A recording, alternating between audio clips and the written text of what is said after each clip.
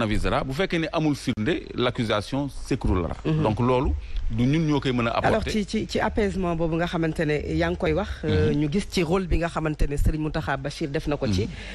di woote dal boo xamante ne gis nañu ne kujje politique gi. société civile ñëpp ànd nañu ci et que yéen ngeen demoon seeti ko nemmeeku ko.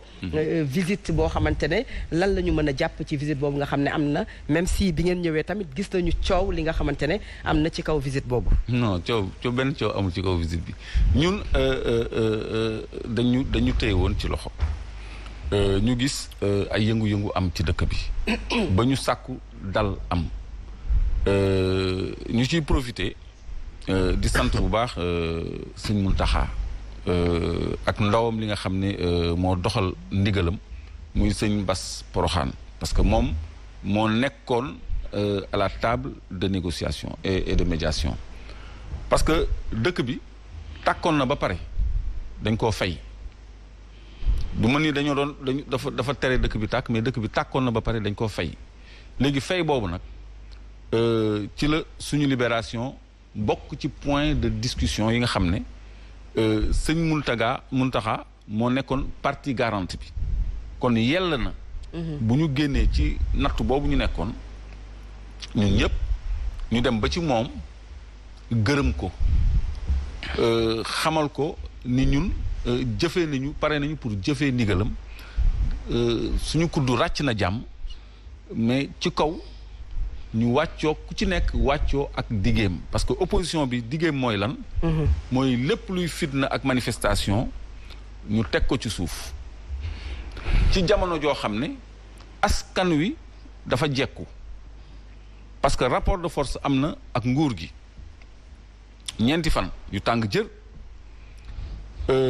nguur gi li mu am yëpp génnee na ko génnee na police génnee na gendarmerie génnee na armée génnee na ay samba boy ay nervi jëfandikoo na justice jëfandikoo na une certaine presse loolu yëpp taxul mu am li mu bëgg taxul mu mën a maintenir l'ordre public force est restée au peuple kon loolu moo tax ma ni peuple bi moo nekkoon en position de force ci négociation yi parce que en face ils ont utilisé toutes leurs cartes ça n'a servi à rien du tout le peuple est demeuré souverain lecture boobu le président Macky Sall am contrairement à son ministre de l'Intérieur qui est venu jouer les sérieux di ñu menacer di accuser de terrorisme et où Macky Sall dafa jël son contre-pied appelé presque à l'apaisement en disant avoir compris le mal-vivre de la jeunesse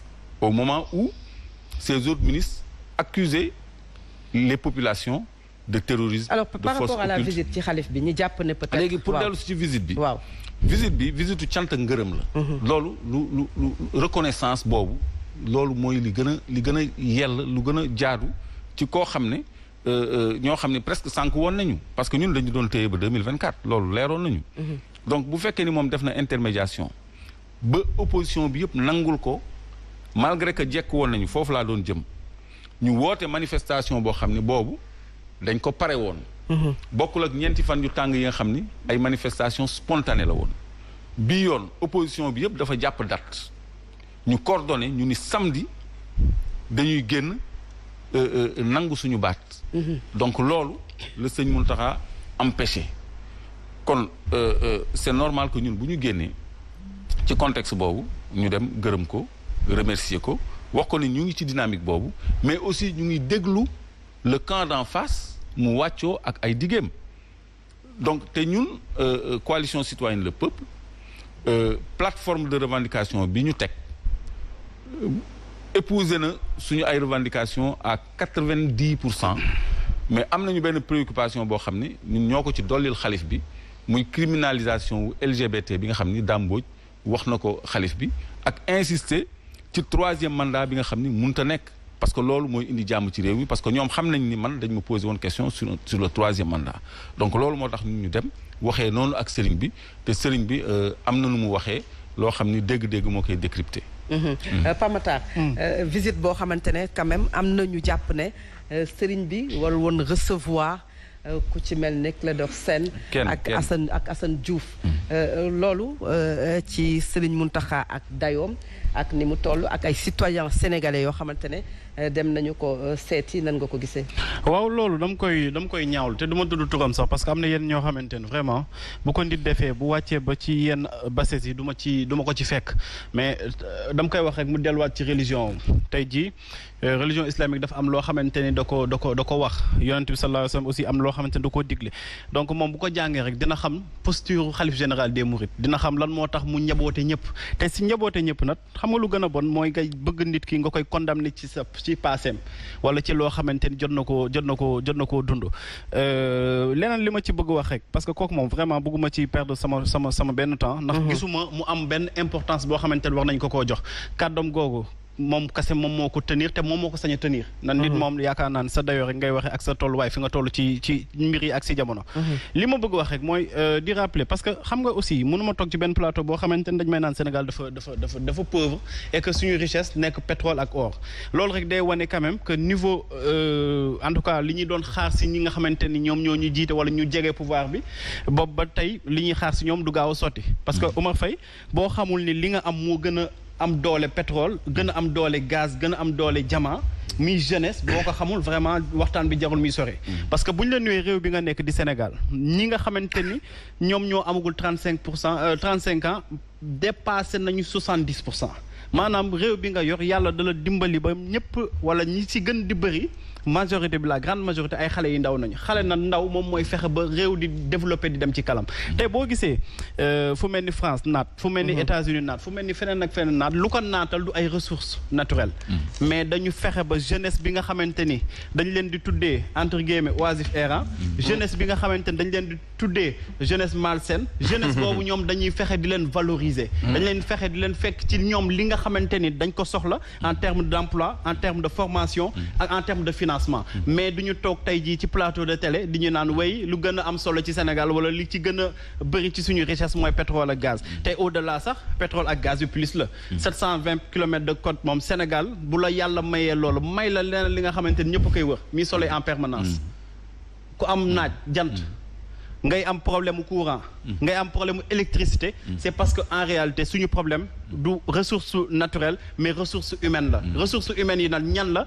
mooy ñi nga xamante ni ñoom ñooy succédé wu au pouvoir te duñu liggéey mënuñu la ni lan lañ jot a liggéey ci nguur gi mais ñoo xamante ni dañu yàgg di bénéficier wu ay privilèges du pouvoir loolu nag vraiment tant que mi ngi am ci réew mi naat bi ñuy bëgg duñ ko gaaw a dégg te dinañ yàgg toog di ñu naan Sénégal dafa pauvre Sénégal dañoo xiif comme ça si ni ñu ko waxee ni Sénégal yi dañoo xiif ba dugg ci ay Auchan di lekk di jël yi kenn xamul ñooñu dañu nekk ci catégorisation ak ci yi nga xamante ne mooy ay jugement de valeur mais je crois que ne bu ñu duggee ci profondeur yi rek daañu xam ni Sénégal am na lépp pour mën a développer lenn kese moo ñu tere développer mooy dirigeant yi nga xamante ni seen xarkalam ak seen xarañte bi nga xamante ni dañ koy xaar si ñoom ba tey moo ñongawul te ñoom war nañ ko mën a ñongo alors Omar arrestation bi ñëw na ci biir a biir ak li ñu fa dund mu lay wan ne conditions yi quand même du benn mën nañu gis quand même ay conditions yu normales dans les prisons même si prison ak ni muy doxee ak jafe-jafe yi fa nekk mais question bu ñeel troisième mandat ñu laaj ko mais également visite bi nga xam ne dem nañ ko auprès du khalife général des mourides ban jàngat nga am ci loolu noonu yëpp. waaw man sëñ bi moom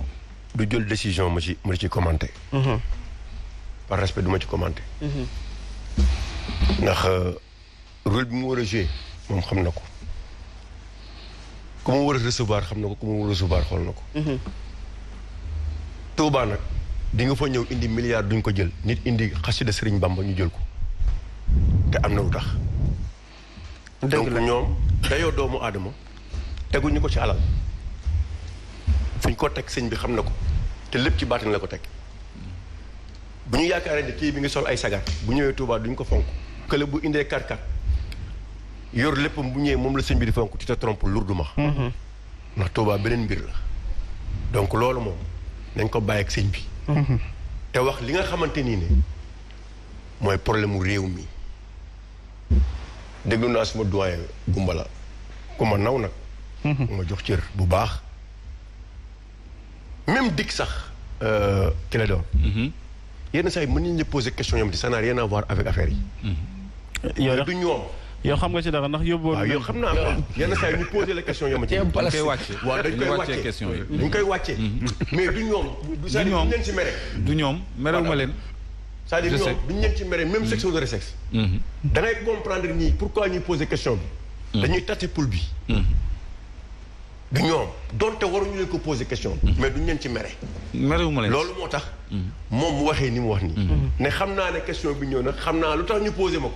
parce que yenn saa ñu poser yeneen yu gën a grave yoo ci ni boo ko waxoon ci télé. mën na tas réew. mais doo ko def. par respect parce que nit ki am na responsabilité. am na lu ñuy war a génnee am na yu ñu warul génnee. mais jox nañ leen cër boobu. mais dafa am fu réew mi toll nguma la mooy réew développement secteur privé moo ko yor. mënu ma nag nga nekk secteur privé boo xamante ni ne plan Orsec bii passé plan Orsec bii nga xamante ni c'est le secteur privé national ñoo jël seen xaalis jënd ay matériel jox ko état du Sénégal ba léegi fay ñu leen. te li may wax nii Moustapha Ba bi nekk directeur du budget yor xaalis bi chaque jour ñi xam ne y a tant de milliards dugg na ci réew mi kenn xamul fu muy dugg te duñu expliquer ñu ngi fii toog am ay problème mëntuñu liggéey actuellement parce que xaalis bi ñu amul yëpp état la bu ñu la sollicité boo ko joxee boo ñu la waxee da ngay jox génn sa xaalis yëpp dem banque lépp mais pourquoi ba léegi état bi fayu leen. et pourtant li leen warlu ak terre bi li leen warlu ak ñeneen ñu ngi koy def parfois am na montant moom da nga ko war a génn chaque année te yaa ngi koy def. nañu fay ñiy def liggéey ci plan Orsec bi am na ñu fay ñi ñu war a fay nañ leen fay te liggéey bi ñu liggéey dañ ko liggéey parce que c'est des patriotes sénégalais. Iris Corporation bi yor carte d'identité yi Fat Abdou. seen contrat léegi mu jeex xam nga lañ bëgg a jox liggéey bi. Thales te société française la mais carte d'identité ñun sénégalais fi ñu toll doomu sénégalais yi xale yi tey fi ñu toll ci technologie. amuñu xarañte pour defar carte d'identité. 50 milliards. mën nañ ko de. nañ leen ko jox. groupe Thales boobu en même temps wax naa ko fii keroog. digitalisation parce que professeur xam nga léegi affaire amende forfaitaire yi da ngay nekk Kédougou nekk Kolda nekk Louga ñu jël sa permis ne la suba na nga koy jël si da nga war a dem Dakar waaw ñu ne léegi loolu nañ ko bàyyi léegi man fa ma taxaw mën naa bu fekkee ne da nga ma def amende ma fay ko fa ma taxaw ñu ne non on préfère dafa la attestation nga dem fay fële. waaw loolu du liggéey bu yàqu. pour des milliards pour la police et pour la gendarmerie. mais fu mu nekk nii seen xel ki ci nekk mooy joxaat ko groupe français boobu muy Thales. plaque yi changé wuñ ko. carte grise changé wuñ ko. kii changé wuñ ko lu mu tudd carte grise ak yeneen yi nga xamante ni moom la ñu war a changé. xam nga kan lañ ko jox. Gemalto jaay na ko. xam nga kan la ko jaay groupe Thales. muy groupe français où sont les Sénégalais dans tout ça. sans compter bi Togo mooy Iris. muy ce qui pose la question de la préférence nationale. mais la préférence nationale ba pare imaginez actuellement là où nous sommes. dama lay jox ci ay faits yoo xamante ni. c'est-à-dire que boo bëggee si réew da nga koy wane. d'abord c'est ce secteur privé national. mais mënoo ko wane par en enrichissant les sociétés étrangères au détriment des Sénégalais. te loolu c'est ça le danger dans ce pays. yooyu c'est une injustice qui est là. boo demee ICS actuellement depuis 2012. lañ gëj a embauché ñan ñoo fa nekk. les Indiens. PCA bi di mais les travailleurs mais dañ leen di def noo xamante ni ne comme des esclaves. Il y a une cité des Indiens là-bas. pour vous dire même camions yi Indiens yi ñoo koy dawal le directeur bi yor affaire acide il est en retraite kii yor affaire environnement il est en retraite de xale yi fa nekk ils ont des contrats yoo xamante ni à durée déterminée. kenn embauché tout ah. PCA bi ñoom ñëpp c'est le directeur général il est en retraite alors que yow tu vas faire la promotion des jeunes nga ne tu prends 350 milliards tu sors ça tu mets ça à la disposition alors que ceux qui sont dans les sociétés de souveraineté dans ce pays ils sont en retraite te jëlee wala bi mais loolu nan lañ ko mën a expliquer te xale yi Sénégalais yaa ngi fi di lépp luy technologie lépp luy digital loo ci bëgg ñu def ko mais chaque fois on n'est pas dans la stratégie mais dañu nekk toujours ci opérationnalité. c'est-à-dire que lu ñu mën a def léegi am ci léegi mais loolu nag bu ñu ko yoree réew moomu bu ñu ñi di jóg da nga naan mais qu'est-ce qui se passe parce que on peut pas continuer à vivre dans cette situation là barki démb on a vu des Sénégalais qui se sont formés en consortium pour comment dirais-je pour mettre en place une centrale électrique pourquoi on doit pas le faire avec ce qu'on a donné en matière essence aujourd'hui avec les ponts. Absolument. Pourquoi defuñu ko sur le BTP te loolu c'est une bonne initiative. mais initiative yooyu buñ ko jëlee jox ko Sénégalais yi mën nañ ko. Ils ont cette capacité. Et aujourd'hui, ces Sénégalais, ils ont la capacité d'aller à l'extérieur et de lever des fonds et les amener dans notre pays. Sans pour autant qu'on paye 9% ou 7% à la Banque mondiale ou à d'autres personnes. Donc, ñun foofu la ñuy waxee. waxuñu pour ay Massamba waxuñu pour ay Mademba duñu fal ay nit ñu ñëw taxaw di gën a appauvrir chaque Sénégalais dans son secteur. Y compris même l'éducation. Y compris même les médias. Y compris tant d'autres. Mais nga bëgg a ñëw taxaw encore. nañu ay Massamba ay Mademba jël 350 milliards da nga koy jël xëpp ko ci xale yi noonu mais xale yi dañ koy baali jee. Waali Seck lañ jëm wala ñu dem Youssou Ndour. wala ñu def parce que lan lañ ciy def. parce que yow Tunisie lan la ñuy lancé tout récemment. c'est le premier satellite. quand tu vas au Maroc. ba fa la ñu defee emballage toutes les voitures de Sunutruk qui sont là xam nga ñun fa lañ toll si mbaam. imaginez foofu xoola Afrique fi gars yi toll tey. xoolal nit ñi tey ni ñuy jéemee développé mais ñun tey ñu ngi toll ci mbaa. je pense que c'est clair. Vous pensez que ça c'est normal? Donc voilà des problèmes yoo xamante ni il faut ñu mettre ko sur la table. waxtaan ko ñu seet aussi des Sénégalais patriotes qui sont prêts à se battre même bu ñu ouvrir avec les étrangers mais quand même ñu am nañ secteur privé boo xamante ne liggéey bii gars yi def gars yi mën nañ ko. ay problèmes yoo xamante ne sax moo gën a war a ñoom Sénégalais yi muy peut-être la relance économique bi nga xam ne Sénégal économie moom nërmeelu na ndax mbas mi waxal na ko mais bu weesoo loolu Omar dafa wax lu am solo muy la préférence nationale mais également un secteur privé fort boo xam ne sànq yaa ngi wax ne lépp dañ koy jël di ko teg ci kaw nguuru Sénégal tudd nga fi ay ressources naturelles ci wàllu koom bu ñu duggee fi mu toll nii ci koom nag lan moo war a nekk tey état bu Sénégal par rapport à tout cela. madame li ma lay ñaan ñoom